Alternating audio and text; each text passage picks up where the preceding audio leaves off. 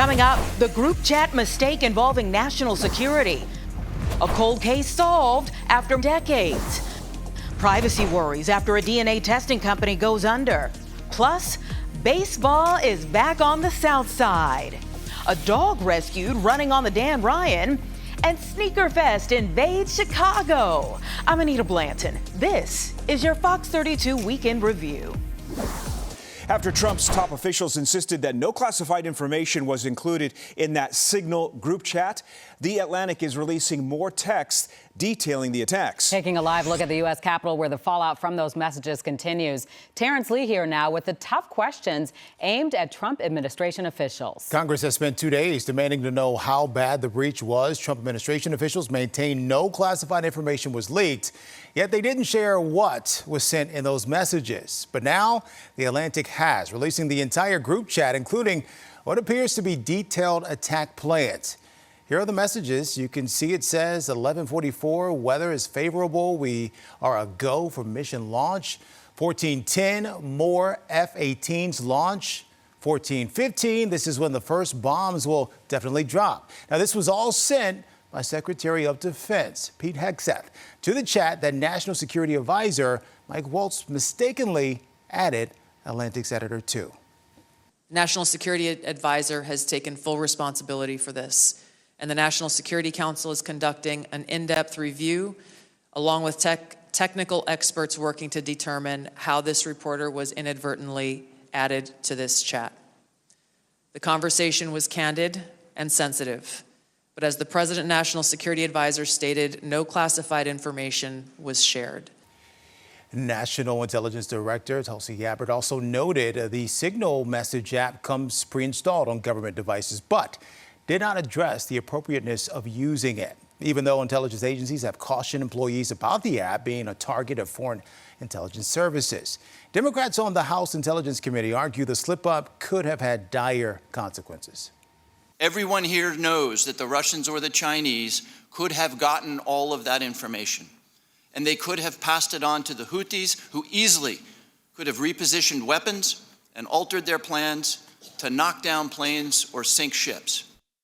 The White House says President Trump still has full confidence in his national security team, and strikes in Yemen will continue. Scott. After reopening that cold case of a young woman who vanished in the early 80s, Elgin police found her submerged car in the Fox River. Casey Cronus has been following this story, and she joins us live with the latest. Casey. Don and Scott, that car is being processed off-site, but we're told police might have another update to share soon. All day long, the difficult work of determining whether Karen's remains have been hidden beneath the surface of the water along with her car has been underway. More than 40 years since it plunged to the bottom of the Fox River, Karen Sheeper's 1980 yellow Toyota Celica has been recovered, pulled from the water in a careful process, ensuring that any evidence inside remains intact. To hear that they had found the car was actually shocking. The discovery, made on Monday afternoon near the Slade Avenue boat launch, has left community members stunned. Looking at these houses, nobody even knew the car was there. And then we go by the Fox River all the time. Karen was just 23 years old when she vanished. The night of her disappearance, on April 16, 1983, she was at a Carpentersville bar, PM Bentley's. She was the last in her group of coworkers to leave around 1 that morning, never to be seen or heard from again. The department reopened this case this year, and it has been highlighted by our cold case detectives through our podcast, titled Somebody Knows Something. As the case was re-examined, old and new theories were explored, including the idea that Karen might have ended up in the river. I heard that there was the podcast about this, and it piqued my interest because it's so close to home. Detectives have revealed that records show at the time of her disappearance, the water was at a historically high level. Elgin police brought in an independent dive team, Chaos Divers. Using state-of-the-art sonar equipment, they made the incredible find. Our crew captured them pulling Karen's license plate out of the water, where they confirmed the match. It is important to stress that this is the beginning of what is still considered an open and active investigation, with many questions still to be answered. The big question, were Karen's remains found? has yet to be answered. That determination will be made by the Kane County Coroner's Office. There's no doubt that only through these combined efforts, the Sheepers family will finally be able to get answers that they have been searching for over the past 40 years, and hopefully a sense of peace. Karen is one of 9 siblings and attended high school in Sycamore, Illinois. I spoke with 2 of her brothers today, but they tell me the family is holding off on offering any statements until they have more information. The genetic testing company 23andMe recently announced it is filing for bankruptcy after facing multiple struggles. And now it's creating major concerns about the security of genetic data from its customers. The attorneys general of several states are recommending people have the company delete their data. 23andMe went public in 2021. Its valuation peaked in the same year at $6 billion. But since then, interest has gone down and the company struggled to find a reason for customers to come back after a one-time purchase of those DNA kits. And then the company took a major hit in 2023 when hackers exposed data from 7 million users. Earlier on Good Day Chicago, we spoke with the owner and principal at Data Strategy Advisors about how we can protect our personal information if we use that service. You can go to the website, go to 23andMe's website, and go down to your settings to request a deletion of your data, request permanent deletion of your data. And you could also request a copy of your information if you do have an account with them. We have the full list of instructions and other tips online for you. Just visit our website, fox32chicago.com, and look for this story. Now you see them and now you don't. We've blurred the video because the trio hasn't been charged yet, but you can't miss that distinctive blue wig and the massive tab they left behind. The server went to the table. They asked for the ticket to be split. She left from this table behind me to a few steps away, clicked the button. As she left, they got up one at a time and walked out. 3 days ago, the 3 women from Rochester, New York visited Soul Vibes in the Near North neighborhood to celebrate a birthday and left behind a surprise, an unpaid tab of over $200. They actually ran out the door and ran and hid behind a service vehicle that was in traffic.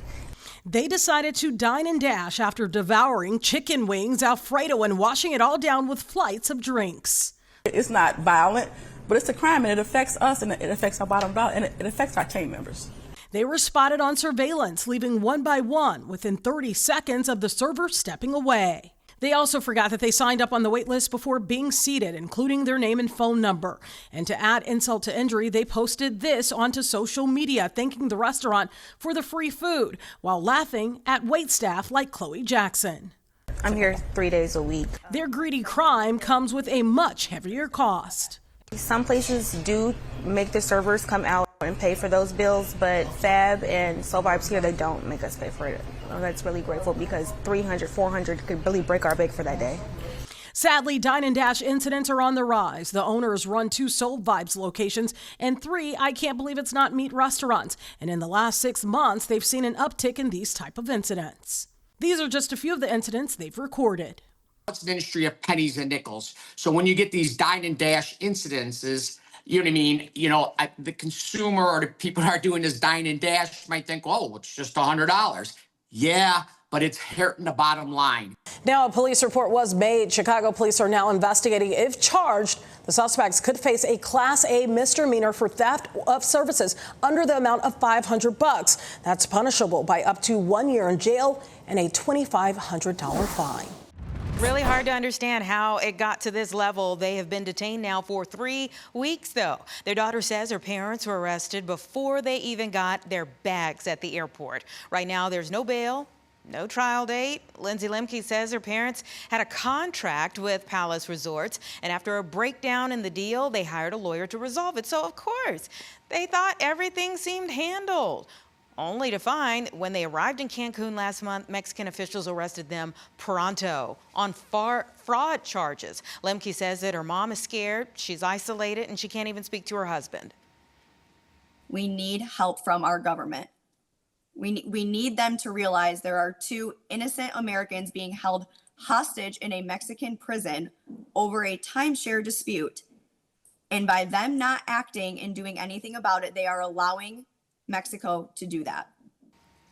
So a judge gave the resort 6 more months to build a case. The question is, will they just be sitting in jail that entire time without a trial now? That is the case. Lindsay gained a social media following as a champion gymnast and outspoken survivor of Dr. Larry Nassar. So we'll see if anything changes now that she is amplifying her voice, Natalie. Recorded jail calls, gangs, and lies. That's how a group of 30 men allegedly scammed the Archdiocese of Chicago out of millions, claiming they were abused by disgraced former priest Daniel McCormack. The scheme unraveled after one man bragged about it in a 2013 jail call. There was a case that looked very fishy, and we did a lot of work on the case. The person had been in prison. We were able to subpoena their prison records, and that included these prison telephone calls. We didn't know what we were going to find, but it turns out after listening to many hours of calls, that person was heard basically admitting that the whole claim against us was a fraud. James Gioli, general counsel for the Archdiocese, says the lawsuit lays out a stunning conspiracy. The church says at least 30 people, including convicted murderers and gang members, fabricated abuse claims, scheming for payouts. They called it a, quote, lick, street slang for a scam. Some even bragged in recorded prison calls about how simple it was. Once the money came in, it wasn't used for therapy or healing. This image from the lawsuit shows some of the men on a lavish trip to Vegas, even posting about it on social media. Another picture shows how many of the men knew one another. Some were brothers, cousins, others were connected through a street gang. Many exhausted their settlements buying luxury cars and even throwing wild cash-filled street parties. You know, we're realistic about the possibility of getting money back. We may get some back, and that would be great if we can. This money was intended for real victims. I don't think these people hurt anyone more than the legitimate victims of sex abuse by what they did. So if we can do that, that would be great. But if we can stop this from happening going forward, that would be even more important. One felon, now serving time for murder until 2064, was caught on tape saying his cousin put him on the lick. Others allegedly exchanged money up front, betting they'd win big in court. McCormack was sentenced to 5 years in prison, served just 2, and was later confined in a state-run mental facility. He was released in 2021 despite multiple allegations and lives in the Gold Coast and has to register every year as a sex offender. The Archdiocese says this civil suit doesn't absolve McCormack of his crimes.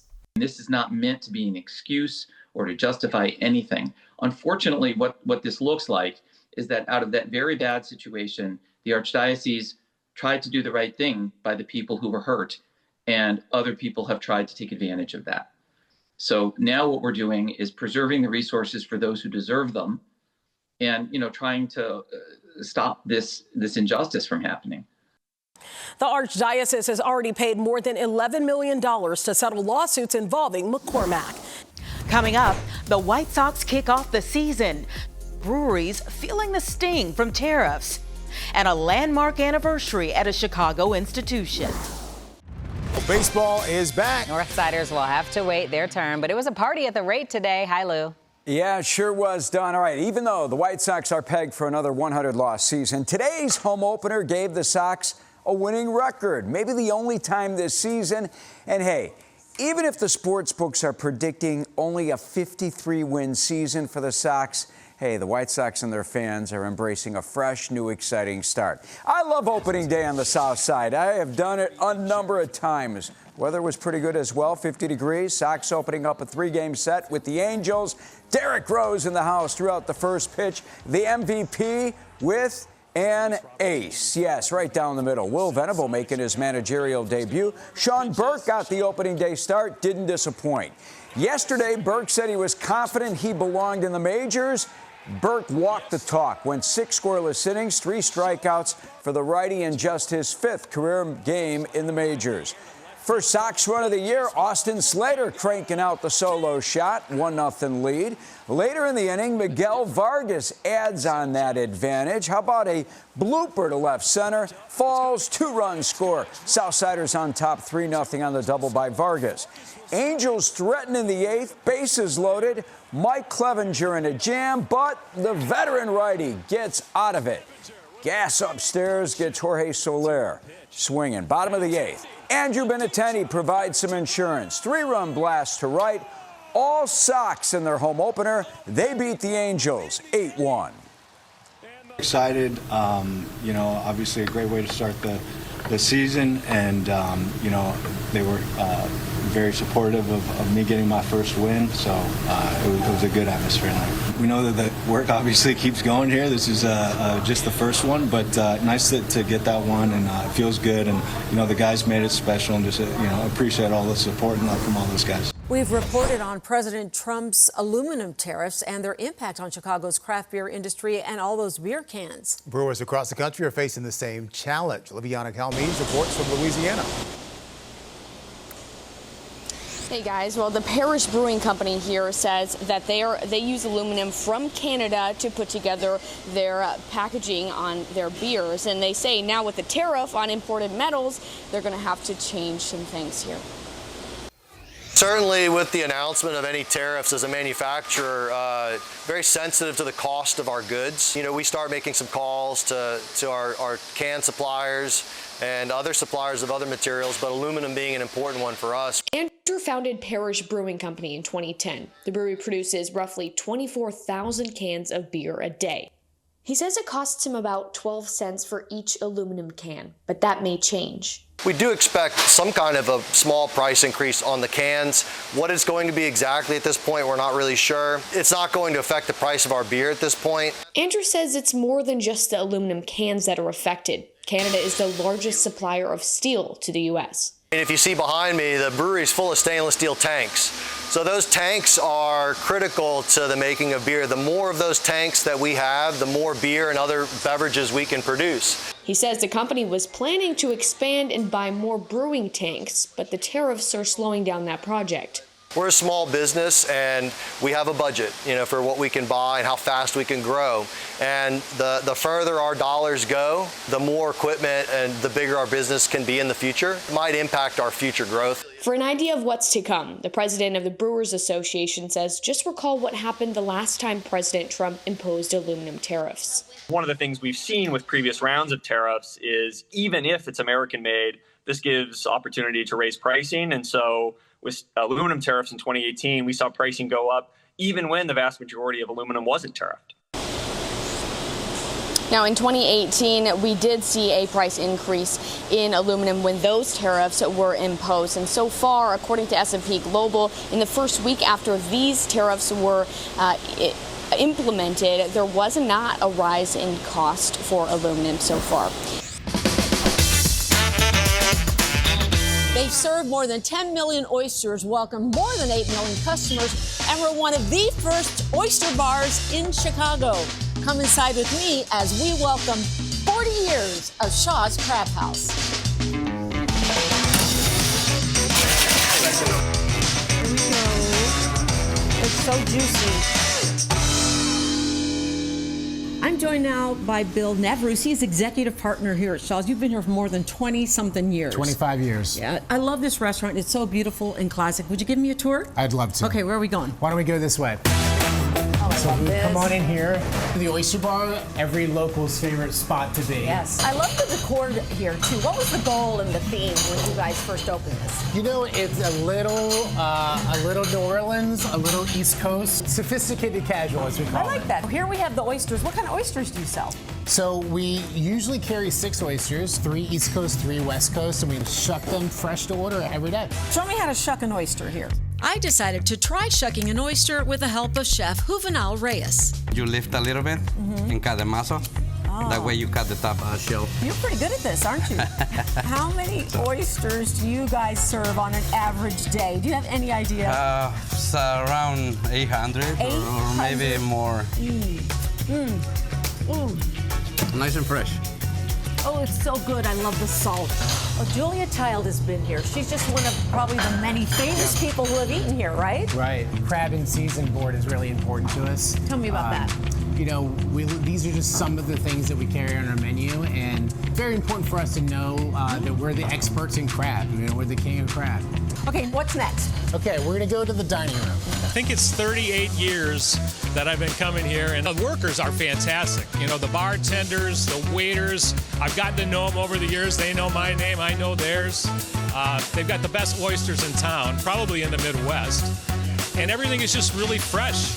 That's what makes us timeless, is that we're not trying to keep up with the passing days.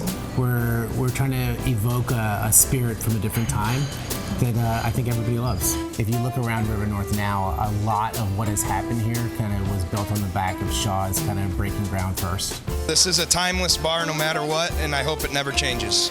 And as part of that timeless tradition, they're celebrating 40 years, bringing back some old dishes and combining them with new. These are the stars of the show. The king crab has been on the menu since day one. It's amazing. And plus, what a beautiful display. Right. And then newer to the show, about 15 years old, is our really wonderful seafood salad. So what do we have in here? It looks like we have some lobster and shrimp. Lobster, shrimp, crab. 2 different kinds of dressing, but everything is perfect together. Yeah. All 5 of these throwback items were on the menu. So the blue crab stuffed shrimp, served with mustard mayonnaise. Our popcorn shrimp served with cocktail sauce. Our charred sashimi tuna. It's such a beautiful dish. Yeah, that's so pretty. I can't believe 40 years ago people were eating charred sashimi tuna. Seriously. Yeah. It's pretty special. I love it. Classic Clams Casino. And then, of course, our personal favorite, these sauteed frog legs. Okay, frog legs, you guys. So in addition to the old school and new school food items, you have some celebratory drinks. Let's see those. Tell me about these. We went as classic could be. We have our M2 Martini that we're going to be serving tableside with a freshly shucked oyster and Island Creek caviar to celebrate our 40th anniversary. Well, I can't think of a better time to do a cheers now. Here's to 40 plus more years. Thank you. Cheers to Shaw's. Cheers.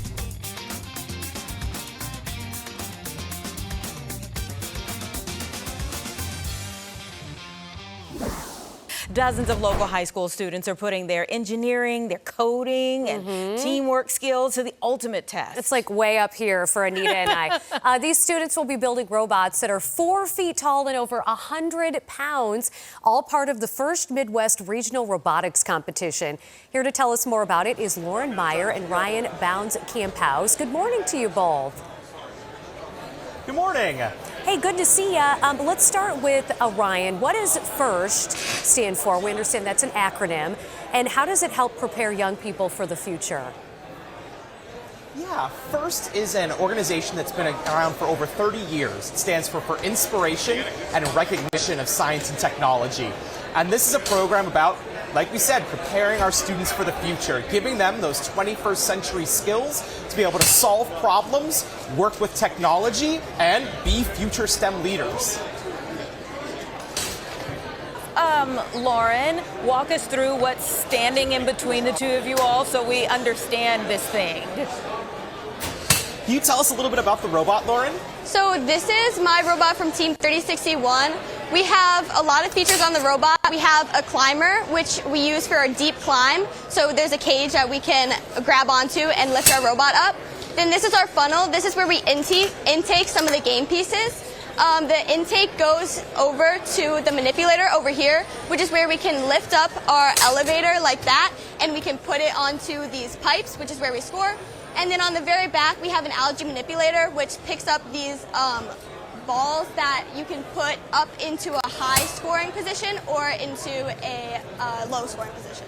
Super smart, and that's Naperville's own Lauren. Yes. Put some respect on her name. I don't know, like Anita, when we were younger, we did the rockets. Yeah. But I mean, this is like next level. Whoa. Yeah. So Ryan, tell us, this must get students interested in the STEM fields, and if it does, what do the students go on to do? Yeah, so many of our students go on to college where they're studying engineering, the sciences, computer science, and what's incredible about FIRST is all these students have access to over $200 million of scholarships exclusively for FIRST participants. But there's all sorts of pathways for FIRST students. We have people going into the trades, we have people starting their own businesses. Really, The skills they're learning here are going to enable them to succeed whatever their future STEM pathway is. And, you know, so he can hear us, just so you understand what's happening here. He can hear us, so we're asking him the questions. But would you ask Lauren what gets her so excited about this Midwest Regionals? Yeah, Lauren, what gets you really excited about competing here at the Midwest Regional?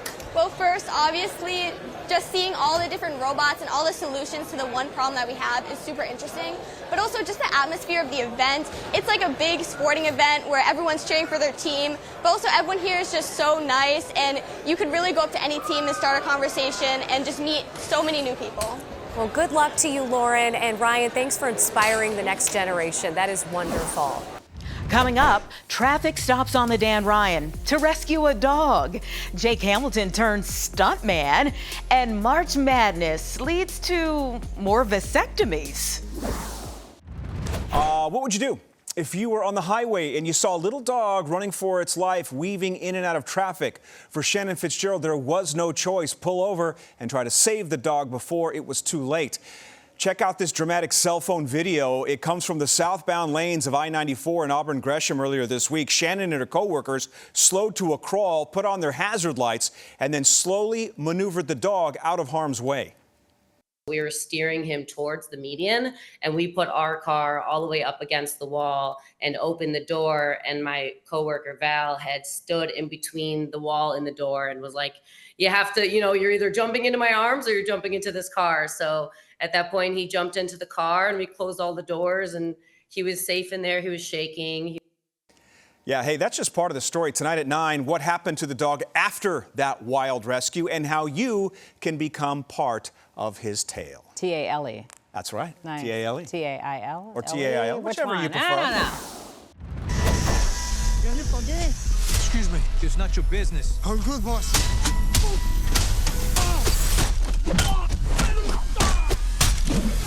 Levin, was that some military? Hey, you didn't see anything. Just get my back if I ever need it. There's always one person looking to pull a stunt in the Fox 32 newsroom. So it's fitting that Jake is getting to know some stunt people. Yeah, we're making sure that Jake is making sure that the people behind the scenes with these stunts get their proper appreciation this morning. That's exactly right, guys. We are live out here at the legendary Chicago studios. This is where they filmed Backdraft and The Fugitive and Ferris Bueller's Day Off and The Untouchables. But right now, we have a legendary Good Day Chicago segment that's about to happen because there's a Jason Statham movie opening on Friday called A Working Man. And my best friend right here, Eddie Fernandez, the stunt coordinator on the film from right here in Chicago. Eddie, you've been having so much fun with us this morning. Before we sort of showcase, I just want to get a shot of all the amazing men and women that are here that sort of make these incredible stunts possible. We want to give them a shout out. And before you sort of showcase just how amazing they are, can you sort of talk about just what you do? Because it really is a beautiful art form, what you are doing on these films. Well, basically, is like we get a script, and then we create what the action is going to be in the script. And this here on the Working Man, there's a fight scene that happens in a casino, and you guys are going to get a tease on this. So what we do is we choreograph it. We make sure everybody knows their punches, their kicks, and where their spots are going to be. And once that's all choreographed, then we bring in our action hero, Jason Statham. Jason Statham. Okay, so you're going to give us a little taste of it. You ready to go? Yep. Are you guys ready to go? Let's go. Here we go. Take it away, Raul. All right. Hey, ready? This is our Jason Statham you're looking at. 2, 1, come on. Come on. Dun dun dun dun dun dun. Dun dun dun dun dun dun. It's like a Saturday night for Brian. Come on, you can't. I want to get in there. Eddie, I want to get in there. Come on. Oh. Come on. Wait. I can get in? Wait, whoa, what are you doing? I'm getting in. Wait. What are you doing? Wait, hold on. Hey, Jake. What are you doing? Jake. What? Ha-cha-cha. Wait, I'm so sorry. Come on. Am I hired? We got to talk. All right, wait, hold on. We got to stand up and show everybody that you're okay. Come on. Give everybody a shout out. Tell everybody what your name is. Hey, my name is Randall McDonald. Come on. Here's the team, the stunt team over here. Yes, let's give a shout out. Shout out the amazing team. Come on, guys. A Working Man, In theaters on Friday, but come on, guys, a shout out. Come on, how amazing are these guys? They said I can bring back a bottle for everyone in studio, and you can hit me over the head if you want. We're going to toss it back to you guys. It sounds so real, though, like when it breaks, though. That's like what gets you. Isn't that crazy? Yeah. Oh, woo! Oh. Jake That was Unscathed. awesome. Back to you guys. That should be the name of this segment. Jake Unscathed. Right. Thank goodness, not even a hair out of place. We've reached the Sweet 16 of the NCAA tournament, and most of our brackets are completely broken by now. But there's a different type of madness seen in doctors' offices this time of year. In fact, some are calling it Vast Madness, talking about more men getting vasectomies during the NCAA tournament. Here to tell us a little bit more about it is urologist Dr. Peter Sambaros from Northwestern Medicine. Good morning to you, and how's your bracket looking? Good morning. So far, so good. I wasn't so adventurous this year, and the favorites are doing quite well. All right, now to the matter at hand this morning. Is this just maybe a clever marketing scheme, or why is March Madness actually a time where you see more men scheduling vasectomies? Yeah, I don't know how much marketing is, but I think men have figured out that if I'm going to have them sit on the couch for 4 days, March Madness is a perfect time to do it. That's definitely we got a lot more time on your hands. So exactly how does a vasectomy surgery work, and what is that recovery time like? In our hands, it's a less than 30-minute visit, local anesthesia, so the gentleman is wide awake while we're doing it. We talk through the procedure in real time, and then they walk out on their own power. Pain medication is typically Advil and Tylenol, and in a perfect world, I have them not strained for 4 days, and that's why March Madness is such a perfect time to get it done. Perfect time to sit on the couch and watch your team fail in March, like most of us tend to do this time of year. Now, outside of March Madness, are you seeing more men get this procedure in general? Definitely. Political climate has changed a little bit. That's led to a little bit of an uptick. The same spikes happen every year, though. So March Madness is big, major golf tournaments, end of the year, just for time off reasons. So the peaks and valleys are always in the same spots, but I think it's becoming more popular in general. And for men who decide to go through with this, can you clear up, is it reversible, and how would that work? You should never plan on it being reversed. So requirement number one in my hands is your family's got to be complete. Yes, a reversal exists. Yes, some of my partners here at Northwestern are the best people in the world at it, but it should never be part of your plan. And that's a much more involved procedure than the vasectomy itself. Yeah, definitely, because you said the vasectomy is kind of more of an in and out procedure. For somebody thinking about maybe going down this road, maybe outside of March Madness, since we're in the middle of it here, what's the best way to find the right doctor for them for this surgery? If you have the ability to find someone who has vasectomy as an interest or an area of expertise, certainly Northwestern Medicine is a great resource, or nm.org, where you can find which urologists are specializing in this procedure. And then we require a conversation, but if you find somebody who doesn't, make sure you're comfortable with that individual, because for 22 minutes, you're going to be best friends. 22 minutes, that's about 2 minutes longer than a half of basketball. Dr. Peter Sambaros, thanks so much for your time, and good luck with the rest of your bracket, this Vast Madness. Yeah, guys, we really tried to track down the winner tonight. And who knows, maybe we did talk to the winner, we just didn't know it. All I do know is that everyone here in Cortland, Illinois, just outside DeKalb, hopes that the winner is from Cortland. I think my supervisor at my job, I think she won. Why? Because she wasn't there? No, because I told her about this place, and she bought a ticket, and she haven't checked it yet.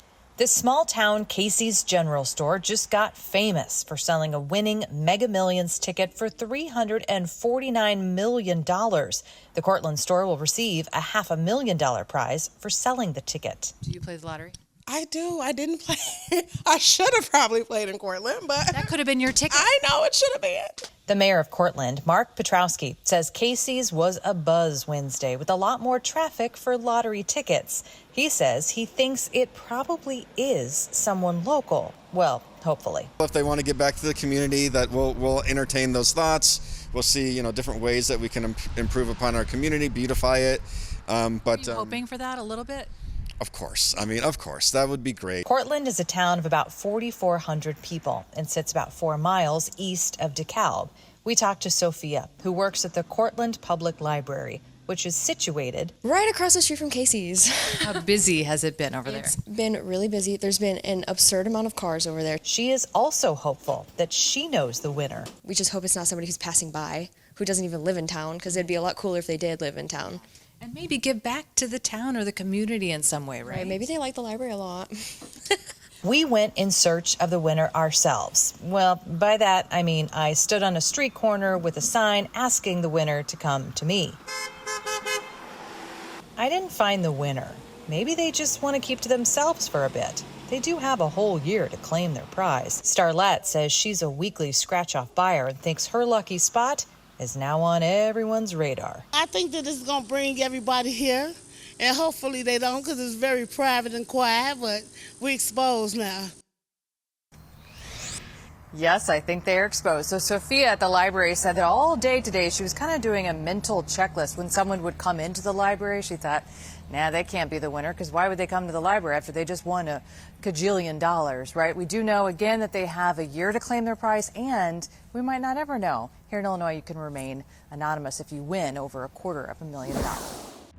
You know, we love our music festivals here in Chicago, and in about a month, one of the biggest Latin music festivals will be back in town with some major headliners. So we're talking with Sueños Music Festival, and here to share more details about what you can expect this year, co-founder Aaron Impuria. Did I say that right? Yes. All right. He knows that I was working on it in the break. Thanks so much for joining us today. No, thank you for having me. Appreciate it. You know, I love what you all are doing, and I just think it gets bigger and better every year. So props first and foremost on the lineup. You have big names this year, and I think you've done a great job of spanning generations. Like, I see Peso Pluma, I'm like, okay, all right, but maybe a little bit younger than me. But then I see Shakira, and I'm like, yeah, that's my girl. Yeah, we love having a balance and a dynamic between all Latin music. So we have Shakira, Peso Pluma, Don Omar. Yeah. We seen old school guys and new school guys. Love it. That means you get a bigger crowd, you know, because you span more people. All right, so tell me about what people can expect. You know, is there something new that you all did this year outside of just getting different names? Something new that you got that people can look forward to? Our biggest thing this year is we're expanding the ground, so we're going to have 2 stages instead of 1. Ooh. And a mini stage as well with local bands. So I love it's that. basically 3 stages now. So the footgrounds are now way bigger, all the way to Buckingham Fountain. Yeah. So you can expect a way bigger area to enjoy more food, more experiential items, et cetera, et cetera. So that speaks so much to the great job that you all are doing with it, that you all are able to expand it. And I would think that just like you all each year are looking for, like, how can we do something new? You know, what can we do to make people experience different things? The city expects a lot from you, too. They've just expanded your footprint to 5 more years, so congrats on that. Thank you. What do you think about that? What does it mean to you, and how do you feel about pouring back into Chicago economically this way? It's an honor to get a 5-year deal from Chicago in Grant Park, and I think we're going to make everyone proud of what we're going to be doing for the next 5 years, not only in the festival, the economic impact, but also how we're integrating into the community. Yeah. What else do you think people should know or prepare for if they're coming, or even if they're trying to get around? Because I know there's several streets that get shut down during that time, and we'll talk a lot more about that the closer it gets. But what should people know? I think just get there early, come with your friends, and come ready to have a good time. Yeah, and I think everyone has a good time out there. I will tell you a quick quip. I think it was like 2 years ago, maybe, there was a police officer out there who was just jamming, and everybody caught me. You know, everybody's doing this nowadays. Yeah. And it was so funny because I was out and I saw him, and I'm like, I know that ain't who I think it is. And people were running up to him to take pictures because now he's the Sueños police officer. He's like the celebrity now. Yeah, he went viral. I mean, I think Sueños is just about celebrating Latin culture and having a good time, enjoying the music, the food, and the culture. So I think everyone loves to dance to Latin music. Love what you all bring to the city. Keep bringing it back, bigger and better every year. We appreciate it. Thank you. Great having you here. Coming up, Sneaker Fest hits Chicago. A big announcement from Lady Gaga. And what on earth is this at Brookfield Zoo, Chicago? One of the largest sneaker events in the country is happening in Chicagoland this weekend. Yes, whether you are a sneaker collector, a reseller, or you just want some new shoes, this is the place to be. They get me every time. Joining us with more is Parker Schuring, the owner and founder of Sneaker Fest. Welcome back to Good Day Chicago.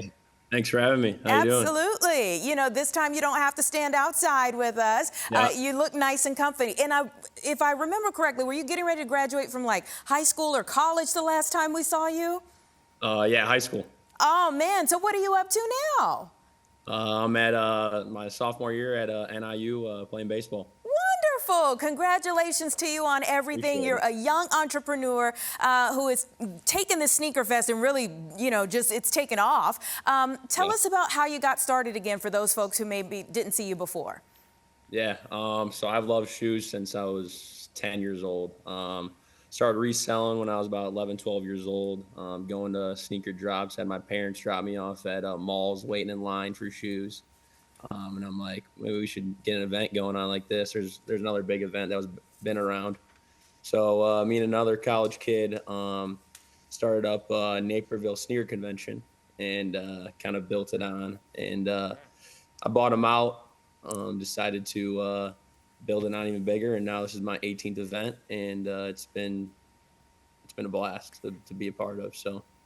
It's so inspirational and motivational, I think, for people who are hearing your story. And tell us about how many people come out and how many vendors come out, because I've seen the lines sneaking around things. Oh, yeah. Yeah, it varies, but we have over 5,000 to 7,000 people in an event, over 300 vendors, wide variety of sneakers and streetwear, all the way from vintage to brand new releases and everything you can honestly think of. Yeah, and you know, when you say the wide range there, I'll tell you that after you were on the show, I was like, I gotta find those sneakers that were on the table. And the first pair I saw, I was like, when I saw the price. But then I was able to find them for a better price. So, you know, that's the thing with your convention. There's so many different things there. Yep. Yeah, I mean, the best thing about the convention is that you're one-on-one with the vendors or the attendee there, buying, selling, and trade, and you get the kind of first hands-on of negotiating and the best deal. So I think that's the biggest perk of coming out to the events. All right, so I know you're getting ready to take my money yet again. What are your favorite sneakers out right now? Oh, God. I'm going to have to go with the Nike Dunks. I mean, there's every single color you can think of, honestly. But they're just a classic shoe that everybody likes. And everyone's got pairs now, so. You were right. Yeah, you went with the classic there. I think the last time you got me with some Pharrell sneakers. So, you cover it all, and we so appreciate you coming back to tell us some more about it. Where can people find more information? snkrfest.net. So we'll be at Schaumburg Convention Center this Saturday, actually. So 12 to 5 p.m. I hope my mom is listening to this. Get ready. Lady Gaga announces she is coming back to Chicago.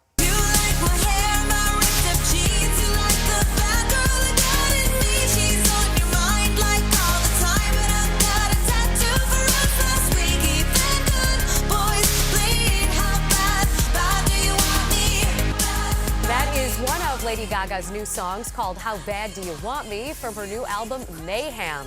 Gaga just announced the Mayhem Ball Tour this morning. She's going to stop in Chicago for 2 shows at the United Center on September 15th and 17th. She says she wasn't planning to tour this year, but the response to her new album has been incredible.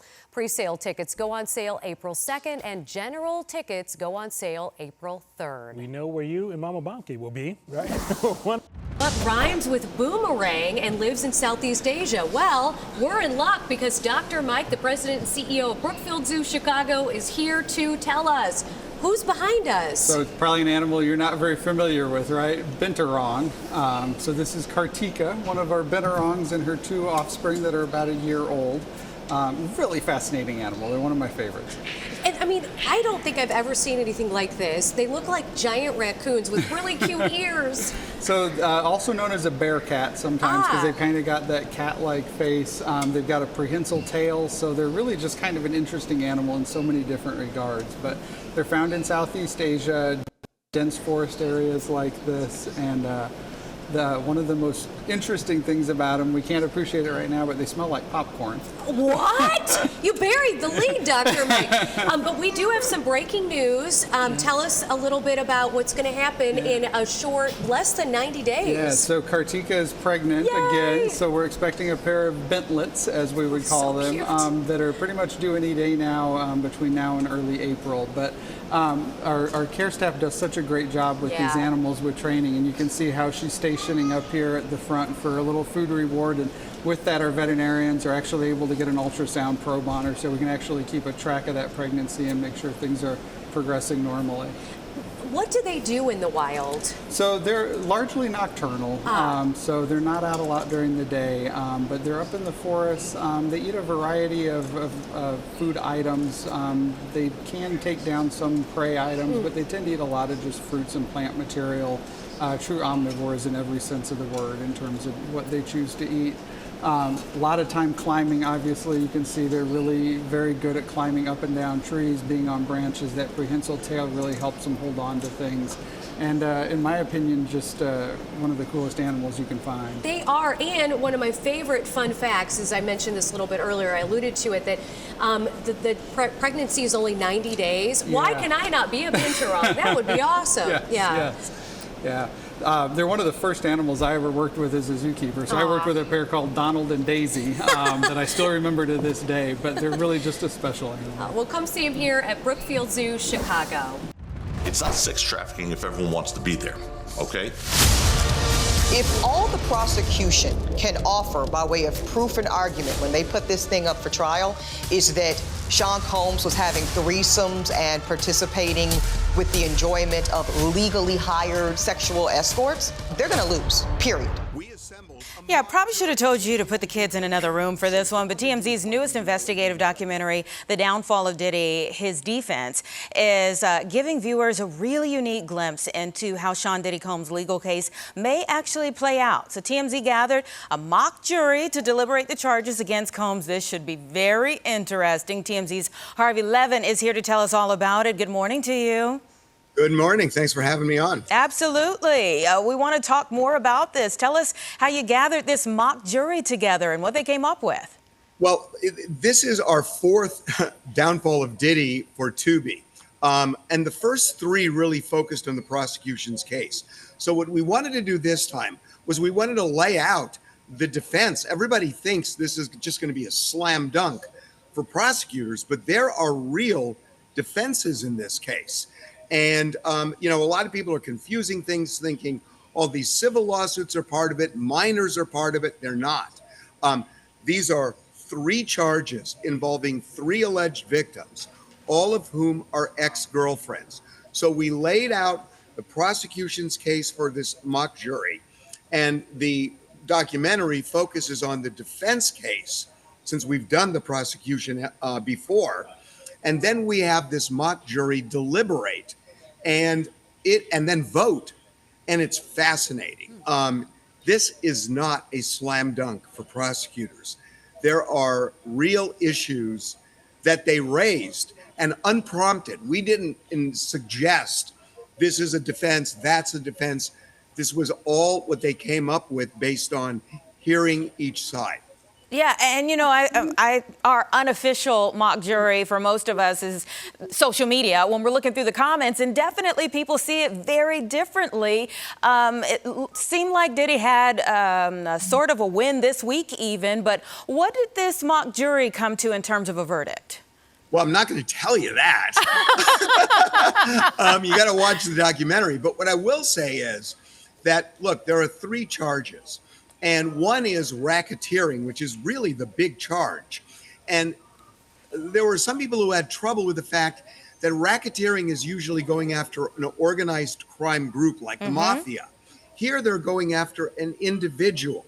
And what you have to show is that whatever criminal activity they engaged in, they did so for profit. Some of these jurors had problems trying to figure out where the profit was with these freak-offs. A profit for Diddy. They had trouble with that. There were others who had trouble with consent. That, with these freak-offs, did he use coercion?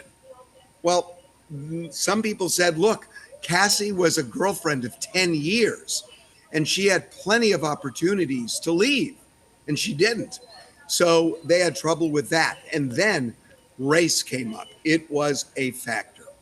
Yeah, and you mentioned, Cassie having the opportunity to leave. Of course, what's fresh in everyone's mind is that video of her seeming as though she was trying to leave and being beaten in a hallway of a hotel. So does that come up? And who else did you talk to for this? It looked like A$AP Rocky's attorney was in there. Yeah, Joe Tacopina. We had a bunch of lawyers who have won really big, high-profile cases. And Joe Tacopina, who won the A$AP Rocky case, was among them. So, look, the Cassie video that you just raised, it is absolutely a big issue for this mock jury. He is not being charged with that. This is a state crime, California, and the statute of limitations is run. But it will be admitted into evidence. The defense is saying it had nothing to do with her leaving a freak-off. They'll get into that. But some of these jurors, it had a profound effect on. So the defense is going to have to figure out a way to jump that hurdle. I'm Anita Blanton, and this has been your Fox 32 Week in Review. See you next week.